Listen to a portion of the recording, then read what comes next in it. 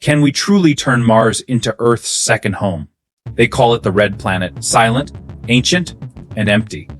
A world that has stood untouched for billions of years. But what if one day it wasn't red anymore? What if the endless deserts began to bloom with green? What if lakes shimmered under a pale orange sky and the sound of wind carried across living valleys? What if Mars became Earth's twin reborn? Terraforming Mars, the audacious dream to turn a barren world into a second home for humankind. It's the ultimate vision of our species escaping its cradle. But beneath the excitement lies a question that cuts deep. Is it truly possible? Or are we chasing an illusion painted across the dust? For as long as humans have looked up, Mars has held a mirror to our ambition. From ancient astronomers who traced its reddish glow to modern explorers who sent rovers to crawl its surface, we've been obsessed with its secrets. Each new discovery deepened the question. Could this have once been a living world? We now know that billions of years ago, Mars was not the dry, frozen desert it is today. Rivers once flowed across its plains. Valleys carved by water still scar its surface. There were lakes, even oceans, vast and deep. The air was thicker, the climate milder. Somewhere in that ancient time, Mars may have looked eerily like Earth. And then it changed. The planet's core cooled, its magnetic field faded, and solar winds stripped away the atmosphere. The air thinned until water could no longer stay liquid. Oceans evaporated, temperatures plunged, and the planet fell silent. A world that once might have been alive, frozen forever in time. But to humanity, that silence sounds like an invitation. If Mars once held life, could it hold life again? If it lost what Earth still has, could we give it back? Terraforming is the idea of reshaping an entire planet, of restoring warmth, atmosphere, and water until it becomes habitable for humans. It's planetary engineering at a scale so vast, it borders on divine ambition. The first step would be to bring back the heat. Mars today is cold beyond comprehension. The average temperature hovers around -60 degrees Celsius. At the poles, it can drop below -100. Even at noon, near the equator, the ground remains frozen just below the dust. Before anything else, the planet must be warmed. Some scientists propose releasing greenhouse gases, carbon dioxide trapped in polar ice caps or underground deposits. If we could release enough of it into the air, the atmosphere might thicken and warm the planet through a runaway greenhouse effect, much like Earth's global warming. But intentional, controlled. The ice would melt, vapor would rise, and temperatures would climb. Others imagine something even more dramatic, using orbiting mirrors to reflect sunlight down onto the planet's surface or scattering powerful dust in the upper atmosphere to trap heat.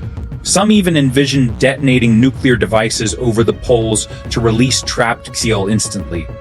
A violent idea that turns the line between creation and destruction into a blur. If the temperature could rise by even a few dozen degrees, Mars might start to awaken.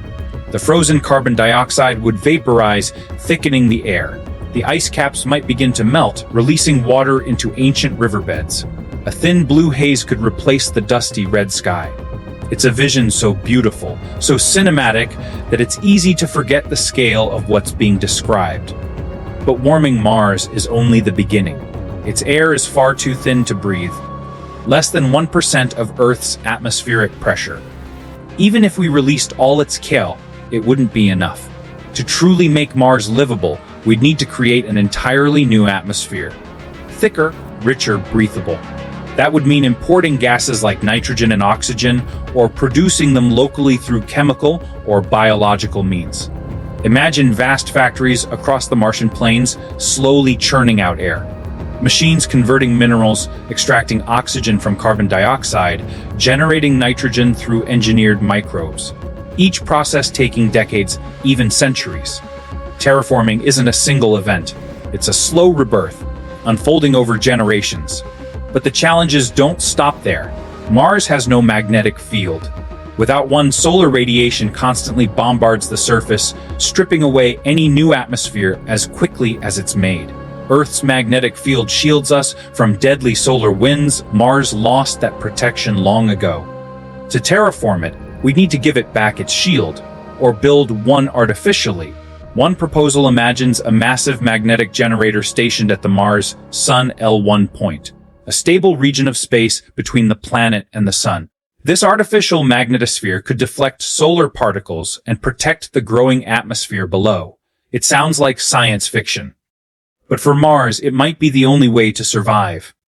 Even if all this were achieved, if the planet warmed, if water returned, if the sky grew thick and blue, life itself would still be missing. Terraforming would need biology, not just machines. Bacteria, algae, and plants would have to be introduced to produce oxygen and begin the slow process of ecological transformation. It would be Earth's biosphere reborn, one microbe at a time. Yet here, the dream begins to meet the wall of reality. Mars lacks the fundamental stability of Earth. Its weak gravity might never hold a thick atmosphere. Its soil is toxic with perchlorates, chemicals deadly to most known forms of life. And its days, while similar in length to Earth's, come with brutal temperature swings that would shatter any fragile ecosystem. To terraform Mars would not just mean changing a planet, it would mean defying it. For every solution, a new obstacle appears. For every breakthrough, a new limit is revealed. We may one day learn to warm its air, to melt its ice, to plant the first seed in its dust. But whether it can ever truly become alive again remains unknown. And beyond the science lies a deeper question: should we? Humanity's dream of terraforming Mars is not just about survival. It's about power, creation, and legacy. It's about the desire to leave our mark on the cosmos, to shape worlds as if we were the architects of nature itself. But every act of creation carries a cost. Every transformation leaves something behind. Mars is not a blank slate. It's a planet with its own history, its own identity. By transforming it, would we be reviving it, or destroying what it truly is? For now, these questions linger in silence. The rovers continue to move across the dust, studying, measuring, waiting.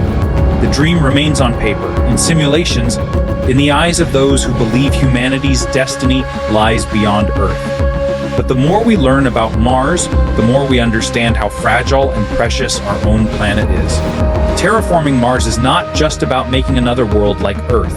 It's about realizing how rare Earth truly is. Still, the dream refuses to die. Scientists continue to test ideas, from microbes that can survive radiation to technologies that could generate oxygen from thin air. Each discovery brings the impossible a little closer to the possible. Each small step whispers the same question into the future.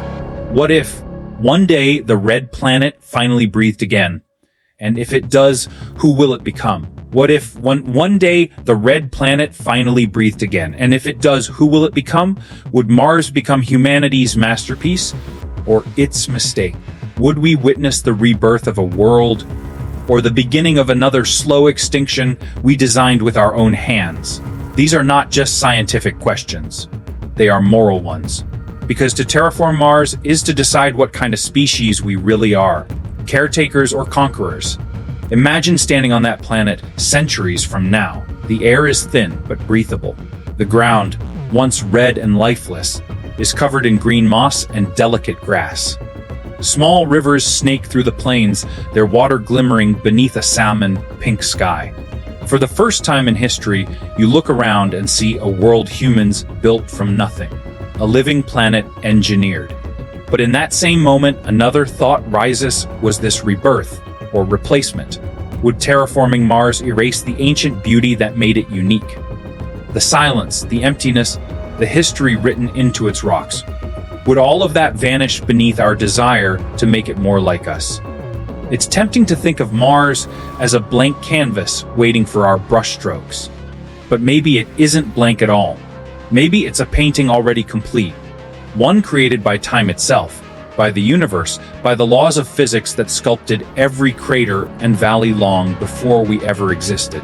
Could we truly justify changing an entire planet simply because we can? The scientific vision of terraforming is extraordinary, the ethical weight of it even more so. Let's imagine the process unfolding, step by step, century by century.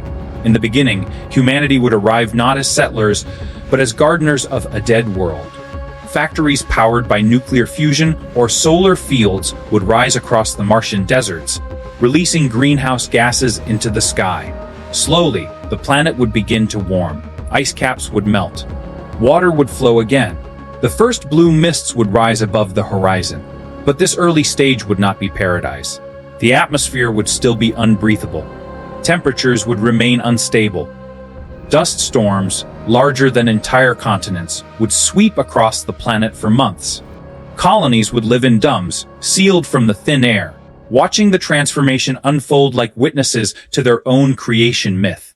Decades later, engineered microbes would be released into the wild, life designed specifically for Mars. These microorganisms could survive freezing temperatures and high radiation. They would consume carbon dioxide, produce oxygen, and darken the planet's surface, helping it absorb more heat. Slowly, almost imperceptibly, the chemistry of the air would begin to change. Would these microbes become the first Martians? Would their evolution mark the beginning of life on another world? Or would they remain nothing more than tools? Soulless machines of biology serving human goals. Centuries might pass before the transformation reached its next phase. As oxygen levels rose, hardy plants could take root, mosses, lichens, and eventually shrubs. The soil, once toxic, might soften with microbial life, filtering out deadly perchlorates. Where once there was only dust, the first ecosystem would take hold, a fragile web of survival under an alien sun. But what if it fails? What if the atmosphere collapses again?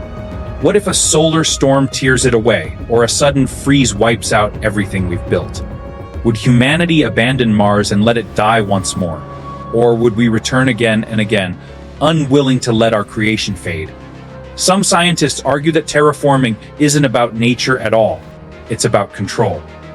About proving that humanity can command not just technology, but entire worlds. It's an act of defiance against extinction itself. Because one day Earth will change. The climate will shift, the oceans will rise, and the sun will eventually grow hotter. Perhaps terraforming Mars is not about greed, but survival, a rehearsal for the day we have no other choice. But if we can terraform Mars, what would stop us from terraforming every world we touch? Jupiter's moons, Titan, Europa, even Venus. Would the solar system become our canvas? Would we ever stop? Do we risk becoming not explorers, but invaders on a cosmic scale? Yet despite every question, every moral shadow, the dream persists. Engineers map out simulations. Physicists calculate orbits. Biologists experiment with extremophiles that could live in Martian soil. The pieces of the puzzle are being assembled, not by one nation, but by humanity itself. And maybe, just maybe, that's what makes this story so powerful. Because it isn't only about Mars, it's about us. About our refusal to accept limits. About our hunger to build, to explore, to create life where none existed before. Think about it. Every civilization in history dreamed of conquering distance, time, and death. The Egyptians built pyramids to defy mortality. The Renaissance sought to master nature. The space age reached for the stars. Terraforming Mars is the next chapter in that same story, the story of human persistence, our endless desire to touch the impossible. But we must ask ourselves, at what cost? Mars, as it is now, is a time capsule of the early solar system. Every rock tells a story 4 billion years old. Every frozen riverbed whispers of a climate that once was. By transforming it, we risk erasing those stories forever. Are we ready to trade history for habitat? Perhaps the answer lies somewhere in balance. Maybe the goal isn't to make Mars into Earth, but to make it livable while keeping its soul intact. Instead of total transformation, imagine small pockets of life, domes filled with oxygen and green scattered across the red wilderness. Inside, ecosystems thrive. Outside, the planet remains untouched. A compromise between creation and respect. Could this be the true future of Mars? A world half wild, half human, where technology and nature coexist under alien skies. And if we do succeed, who will live there? Will Mars belong to the nations that build it, to private corporations that fund it, to the colonists who risk their lives to breathe its thin air? Or will it belong to humanity as a whole? Our shared frontier, free from the divisions of Earth. The legal and ethical questions are as vast as the planet itself. No one owns Mars.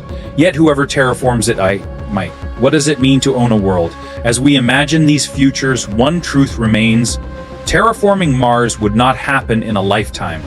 It would take hundreds, perhaps thousands of years. Entire generations would live and die under a red sky, never knowing the blue one they were building toward.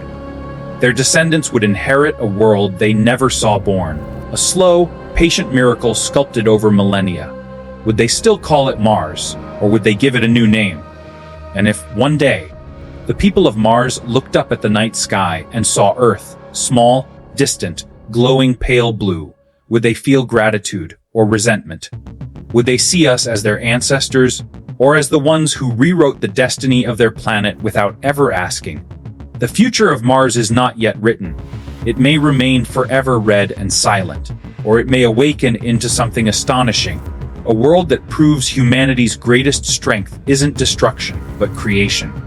Perhaps the real question is not can we terraform Mars, but should we? Because every time we look at that red dot in the night sky, shimmering just beyond reach, we're not just seeing a planet. We're seeing a reflection of everything we could become, for better or for worse.